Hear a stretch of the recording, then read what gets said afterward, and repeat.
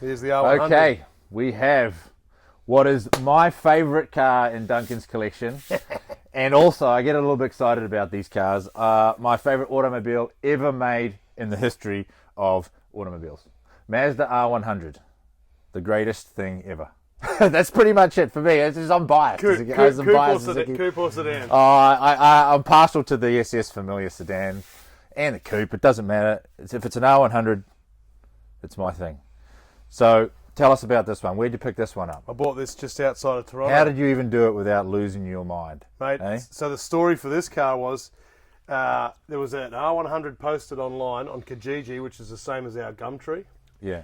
It said... Or Craigslist in the States. Or Craigslist in the States. Or Trade Me in New Zealand. Yeah, exactly right. So Kijiji here, it said Mazda R100 for sale. That's all it said. Mazda R100. So that's all you need to know. It had no picture. It had no description. That's all it said. So obviously everybody thinks this is a scam, including myself. Yeah. But I thought, imagine if it's not a scam, and I thought it was a scam. Yeah. So what I did was, I wrote a big list, a big message saying, this is my name, this is what I do, and I'd really like to buy your R100. Please ring me, this is my number. And I copied and pasted this every 5 minutes for about 6 hours. That's what I like. Hoping. Persistent. Hoping that I would be at the top of his list when he opened his phone. Yeah. Thinking to myself, if it was real, I'll spend the time while I'm working on other cars and building an engine or whatever, just to go back to my phone, copy, paste, send. And that's how you buy cars that are rare. Copy, paste, send. So you just keep hounding. So yeah, he never messaged me back once. And I did start thinking it was a scam. Obviously I thought it was a scam. But I thought, until someone messages me back or that ad's gone, I don't have an R100. I really want an R100. So here's an opportunity. Maybe it's real. Yeah, well, you never know. 6 hours later, my phone rings.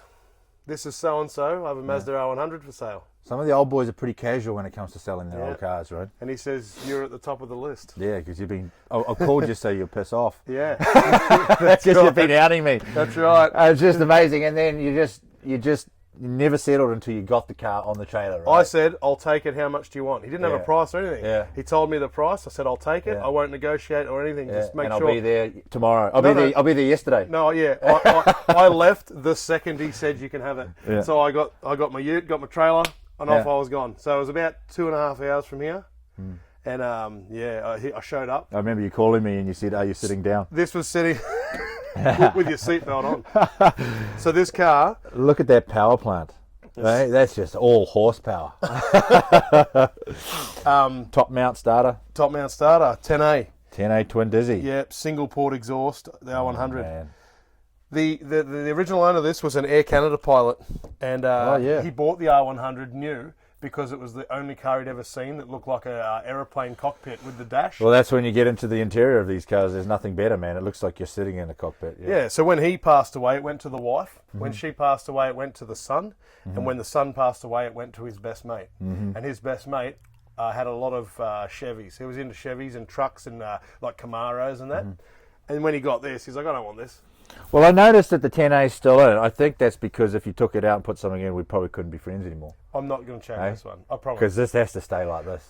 I do promise. This is Reggie Digi. That I won't change this one. But I'll tell you what I did buy. I did buy the turbo kit from that Restore Maz R100 in Australia. Oh yes, the 10A. So I do own the turbo kit from that car. Yeah. And I had it shipped from Australia to here. But we can put that in the RX3. It's in the boot. It's in the boot of this car. And what you should that do, was a one of a kind build there. Yeah, he put it back to stock. Yeah. He put it back to like something like this. Well, the actual panel work on that was one of a kind. I don't know if you watched the. I've watched it 100 times. Oh man. Yeah. Well, that wasn't even a car when he started. I've watched it so many times. So I do own that turbo kit, and yes, I want to use it, but it might not be in this R100. Might not, it's the wrong word. What I do need definitely you to won't be in this car. I need you to sell me a complete 10A. I'll do it. Put in my RX3.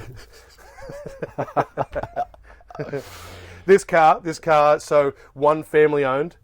Yeah. Now I own it. It's got every single original bit of paperwork. It's got the bill of sales. It's got the original workshop How manuals. good is that, eh? And I'll tell you, it is so good. It's got all the original hubcaps. It's just, it's quite cool. Well, let's have a look at this interior. 36,000 original miles. Absolutely immaculate. Like, and with all the paperwork, all the documentation. Like, and there's that cockpit shaped dash, you know. It does. It's like you're sitting in a plane. A little airplane, you know? yeah. And the back seat, it's a bit dark in here, but it's so mint you can't see anything in there. And we've got the tail lights and it's just the shape of the R100 is just. Oh, it's the best. Just on another level, eh? Oh, it's the best. All right, man. Well, thanks very much for showing us what I consider the #1 car in your collection. And you know what? Maybe I do too. I was just excited to see this in person. Yeah, I do too. Thank you very much. No worries, mate.